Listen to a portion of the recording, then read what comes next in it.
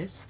Um, I'm trying something new, a new video series that is going to focus on one-on-one kind of interview slash conversational videos. It's going to be called Real People, Real Talk. It's just going to be me and people I know, getting to know, friends, family, talking about a variety of subjects, from the serious and heavy to the funny and silly, whatever kind of comes up.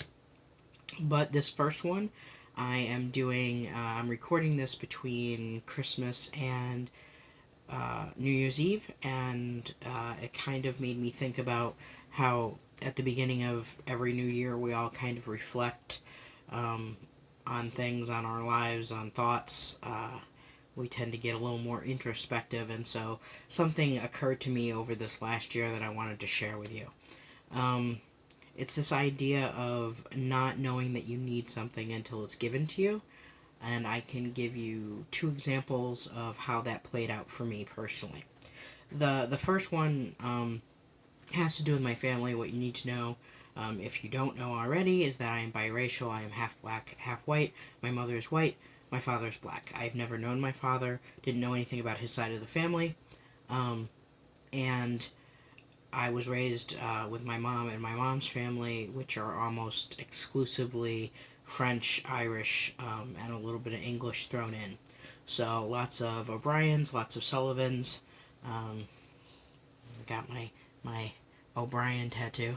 Um, but yeah, so everyone in my family has been white, and up until Roots came out, like when I was 6 or 7, um, maybe even 5 or 6, it didn't really come up. It wasn't an issue, which it rarely is with children until someone introduces the concept of race and differences, and that's when it becomes an issue.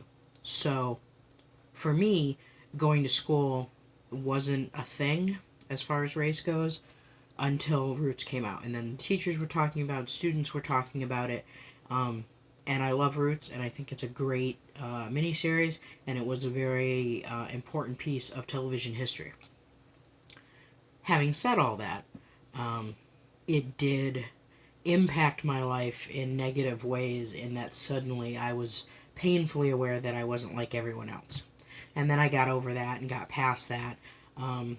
Most of my neighborhood, my area was white. We weren't, excuse me, we weren't affluent by any stretch of the imagination.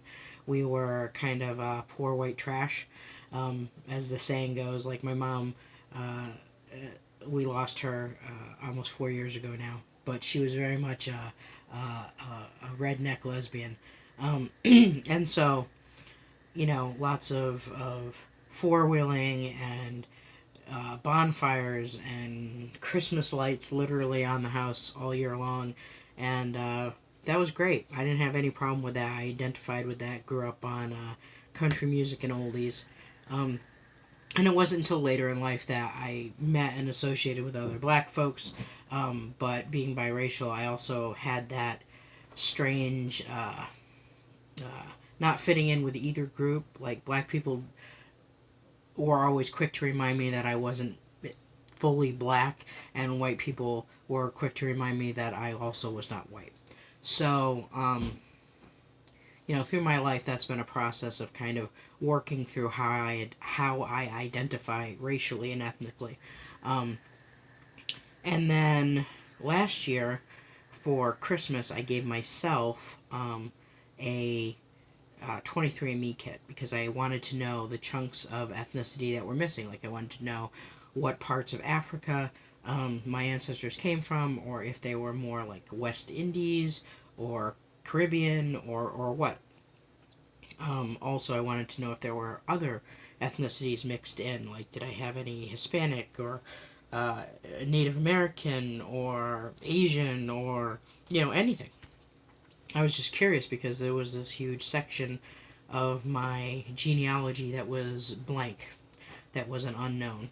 Um, and much to my surprise, within a week or two of my getting my results, my younger brother contacted me through 23andMe. So shout out to 23andMe for that.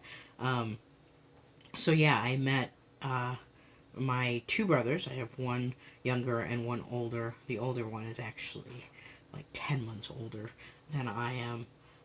But he loves to not let me forget the fact that he is my older brother. Hi, Jason. Um, and I got to meet my father, and suddenly I had people in my family that look like me. Now, don't get that confused.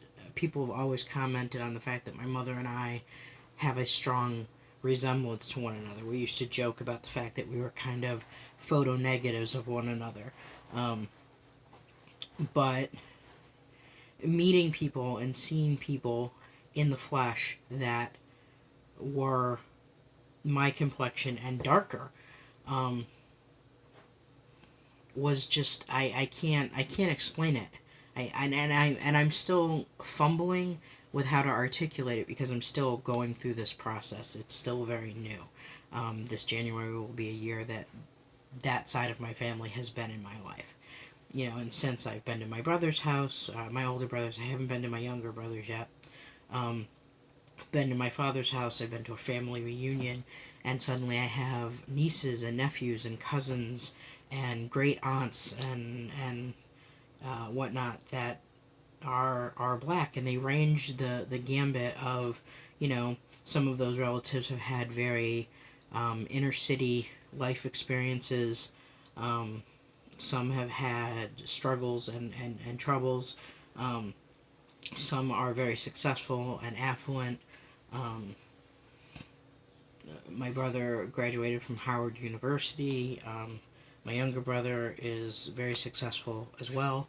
Um, but like my grandparents are like farmer stock from southern farmer stock, tobacco farmers. So there's this huge array of people and diversity, but they're all these amazing, beautiful black people, and I never thought that that meant anything to me. I mean, not that it was unimportant, but I should say I didn't realize how meaningful and how impactful that would be for me to suddenly have people of color that were my people, or that I was their people, or as my brother found it, found my tribe. It was crazy, and it's still crazy, and I'm still adjusting to that, and it's been wonderful. But I did not realize how meaningful it would be to me. Little things, from something as simple as now being able to fill out, whenever I fill out paperwork, it says, mother's name, father's name, medical history. I would always have to either put NA, or as in not non-applicable, or unknown, or just X it out. Um, and just being able to fill that in was just so, I want to say validating, but that's not entirely the right word. But just having that connection has been very important to me. Now, the other example is that at a certain point in my life, I was about 10 years old. I had stayed back in fifth grade, and my mother and her partner and I moved to another section of town, and it was a predominantly black area. And so the school that I went to, the elementary school I went to for my second year of fifth grade, was predominantly black. Not that that has anything to do with this next part that I'm about to say, but when I had been in elementary school before, I had a bully who really traumatized me, and when I moved to this new area and was going to this new school, I had a second bully. And, for years that was very, that affected me in a very profound way. Now, she wasn't actually in my life all that long, about 2 years, and then I don't know whether she moved or what happened, but she wasn't in school anymore, or not in the same school I was. So when we went into middle school, I became more assertive, decided to start standing up for myself, wasn't going to take a lot of crap, had a few fights to establish that I wasn't going to tolerate being bullied. And that went away. And so by high school, I didn't have to get into a lot of fights, but people knew not to mess with me. And if it came up, I just would, I didn't, like I said, I didn't get into a lot of fights, but if I did, it was usually to defend someone else being bullied because I knew how that felt. So, fast forward into adult life, I wasn't really thinking about childhood bullies anymore. That stuff just stops being important. Hopefully, you're at a point by the time you're in your 20s and 30s that you're just not thinking about people who upset you or hurt your feelings in fifth grade. So, and it did impact my life as to, being the kind of person who didn't take a lot of crap and who did assert myself and who did speak my mind. But, so I suppose in that way there was a positive out of it. But I didn't think about the hurt or any of that. You just, it's just a footnote in life and you go on. So, about 6 years ago, I was on Facebook and I get a message from my bully. Not the first one, the second one. And she apologized to me. And while I was certainly stunned that she offered the apology, I was much more surprised by the effect that apology had on me. I instantly choked up and started to cry. And I called her. I got her number through Messenger and called her directly, and we talked for like 2 hours on the phone.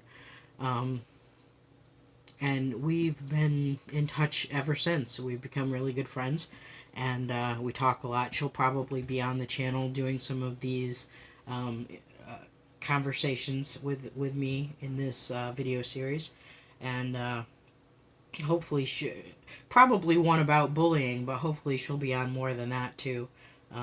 She has a lot of insights and has had a lot of experiences and has a lot to say, and I like talking to her. But my point is that I had spent all this time kind of accepting that I was never going to get an apology from her. I was never going to find out who my father was. I mean, I was in my, mid to late 40s in both cases when these two things happened. And I thought that I was past them. And for the most part, I was. I mean, if I had never gotten that apology, if I had never found my brothers and my dad, I think I would have been okay. I was in a healthy place. I understood that we can't always get closure. I think Americans particularly, but this generation, this era of time, we put a lot of emphasis on getting closure and not being able to get over things until we have closure. Excuse me. And while I think it's good to get closure, and if you can get it, by all means, go for it. But I don't understand, being stuck, being paralyzed until you get it. You do and can get to a healthy place where you just understand that I can't control what other people do, and so I can't always control whether or not I'm going to get that closure. Some people, either through circumstance or the other person's viewpoint, just aren't going to give that to you. And you have to be able to move past that. And I had. And I had found a way to get information as far as my ethnicity and my genealogy, to get some information through 23andMe, to get what I needed, which was, some of the history. And I did get those things. But I got so much more. And I didn't think I needed it. And maybe need is too strong. It wasn't... I don't know. It's hard, again, it's hard to say because now that I have them in my life, I totally need them in my life. But I would have been okay going on if that hadn't happened. But I'm so grateful and thankful that those things did happen, that I have this friend, that I have this family. But I didn't expect either one of those things. They were They were things that I thought I was over. And as I said, I was primarily over them. Over isn't the right word either. I think we convince ourselves by saying things like, oh, I'm over it, or I'm past it, or whatever. You can be past something, but not necessarily be completely over it. And I think that's what it is. I was okay. Um, I was in a good place, and I could have continued sound and healthy and good. But the fact that these things came into my life and made the healing even more complete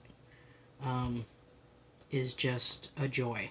And we may have that on the opposite side. Maybe you've hurt somebody, maybe I've hurt somebody more than I realized, and part of their closure or their search for closure will bring them back to my doorstep someday to say, hey, this really hurt me when you did X. And so it's important not to get mad about those things, but to accept them as an opportunity to either make amends or get a little more profound healing than you first thought you needed. Does that make sense? That's kind of where I'm coming from. In my case, they were both two very positive things. I'm very thankful. I hope you can get something from my sharing, and I hope that you come back to check out more and see what else we're talking about and who we're talking with. As always, like, subscribe, all those cool things that YouTube lets you do. Don't forget to ring that notification bell. You can follow me on social media. You can find all my links in the description below. Instagram, Facebook, Twitter, and of course, be sure to check out my blog every Monday at noon. You'll find the link to that in the description as well. And until next time, peace.